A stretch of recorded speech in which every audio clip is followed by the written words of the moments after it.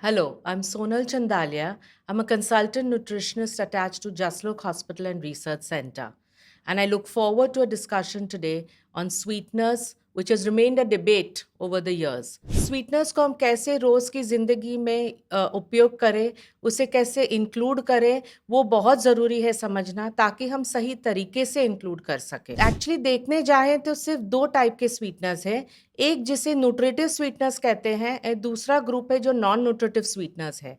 पहले हम nutritive sweeteners की बात करेंगे। ये हैं जो हमें नेचुरली मिलते हैं काफ़ी बार, जैसे आप सोचेंगे जो फल में से मिलते हैं, फ्रूट का शुगर जो फ्रक्टोज होता है, ग्लूकोज जो डायरेक्ट शक्कर हम उपयोग करते हैं, अगावे शुगर, फिर अपना गुड़ जो रहता है जैगरी वो शुगर, ये सब शुगर्स जो है न्यूट्रिटिव स्वीटनर्स है और ये इसीलिए कहलाई जाते हैं क्योंकि ये हमें कैलोरीज देते हैं।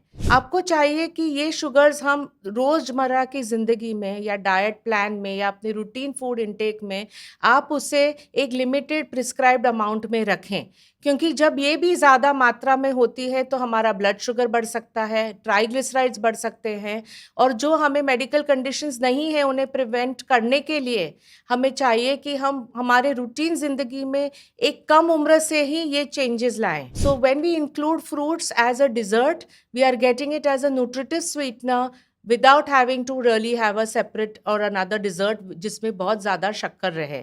ये नेचुरल शुगर है इसीलिए उसे ज़्यादा मात्रा में नहीं लेना है, पर उसकी भी एक प्रिस्क्राइब क्वांटिटी या अमाउंट रहती है हमारे रूटीन में, ताकि वो जाके हमारे लिवर पे असर ना करे, हाई कार्बोहाइड्रेट डाइट ना बन जाए हमारा। जो हमारे देश में आप पाएंगे कि भारत में ज़्यादातर प्रोटीन की कमी रहती है और कार्बोहाइड्रेट हाई रहता है। तो ये बैलेंस करने के लिए हमें ये न्यूट्रिटिव शुगर्स को लिमिट करना है, पर एक अच्छे और सही तरीके से इंक्लूड करना है। दूसरा ग्रुप है नॉन न्यूट्रिटिव स्वीटनर्स, जिसकी बातें बहुत चर्चा हो चुकी है इंटरनेट पे पिछले 30 सालों से, तो इसे भी समझना बहुत ज़रूरी है। अगर आप नॉन न्यूट्रिटिव स्वीटनर्स की बात करेंगे तो उसमें आपने ये नाम, and we have heard these names all the time every day in our daily life, is whether it is sucralose, whether it is aspartame, whether it is ace-sulfame K, whether it is neotame, it is alitame, these are all called non-nutritive sweeteners. But why are they called non-nutritive sweeteners? Because they do not give us the calories.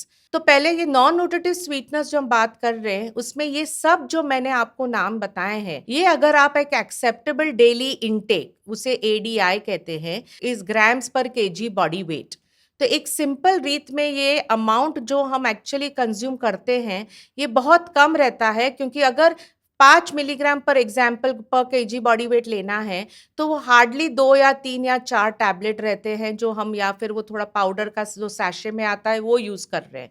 ये सब इनके generic नाम हैं। अमुक sweeteners जो हैं जैसे कि एस्पार्टेम, उसे हम जब फिनाइल कीटोन्यूरिया जैसा जेनेटिक डिजीज़ है तो वहाँ नहीं उपयोग कर सकते हैं। एस्पार्टेम आप बच्चों में या फिर प्रेगनेंसी में नहीं यूज़ कर सकते, क्योंकि वो बैरियर के थ्रू जाकर बच्चे या फीटस को भी जाता है, तभी वो अवॉइड किया जाता है। फिर अगर सुक्रोलोज हो तो वो जनरली सेफ गिना जाता है प्रेगनेंसी में भी, पर फिर भी हमें आम जनता की तरह सोच के कि भाई ये हमारे लिए सेफ है कि नहीं, वो एक इंडिविजुअल चॉइस है कि आप स्वीटनर नॉन न्यूट्रिटिव वाला यूज़ करें या नहीं प्रेगनेंसी में।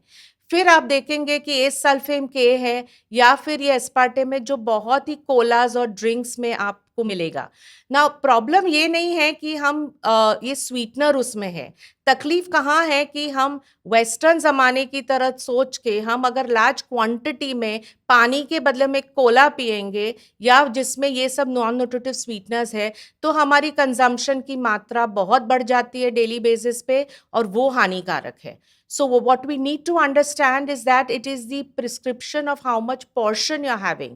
If you're adding 2 or 3 tablets in your tea or coffee or making a dessert with this non-nutritive sweetener, it is not as harmful because it is well within, even 100 times less than what the acceptable daily intake is. So you're very safe having it. But the question lies when हम बहुत ज़्यादा मात्रा में लेते हैं and it goes overboard and the quantity is very high, then it has to be restricted and limited because it will then cause some damage or there will be some kind of side effects that could emerge. Each of these have their plus and minus points. And you also find that aspartame doesn't tolerate heat. It is not heat stable. Whereas on the other hand, stevia, sucralose are more heat stable. So it can be used for making desserts at home. One has to take very good advice from from a healthcare professional and understand how to include it in the diet. So non-nutritive sweeteners are beneficial in which situations and conditions? Usually non nutritive sweeteners बहुत अच्छा उसका उपयोग रहता है in a person who may be overweight with diabetes. Usually, the international guidelines are not wanting the entire population to use any of the non-nutritive sweeteners just for losing weight or in the situation ki motapa ho ya obesity ho. It is more important to use it judiciously, uska sahi istemal in the right quantity when you want to satisfy the sweet taste or the sweet palate. And in that, mainly for a person, suppose with diabetes, suppose with any kind of metabolic syndrome where the carbohydrate intake has to be reduced, like sometimes even in liver disease में भी आज की तारीख में non alcoholic liver disease भी बहुत हमें दिख रहा है पॉपुलेशन में भारत में. तो वो ऐसी जगहों में और ऐसे सिचुएशंस में उसका उपयोग बहुत ही अच्छा रहता है.